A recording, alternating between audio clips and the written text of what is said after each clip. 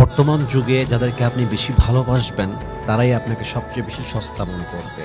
আপনি যাকে সবচেয়ে বেশি প্রায়োরিটি দিবেন সে আপনাকে তত বেশি সস্তা ভাববে, মিনিংলেস ভাববে। এই যুগের বড় বাস্তবতাই হচ্ছে এই যুগে বিশ্বাসের বিনিময়ে গাদ্দারি পাওয়া যায়, এই যুগে সততার বিনিময়ে বেইমানি পাওয়া যায়, এই যুগে যত্নের বিনিময়ে অবহেলা পাওয়া যায়। এটাই হচ্ছে এই যুগের চরম বাস্তবতা। এজন্য আমি বলি যে কদর আপনার বুঝবে আপনি তার কদর করেন, যে আপনার কদর বুঝবে না তাকে আপনি অতিরিক্ত আলগাপিরি দেখাতে যাবেন না।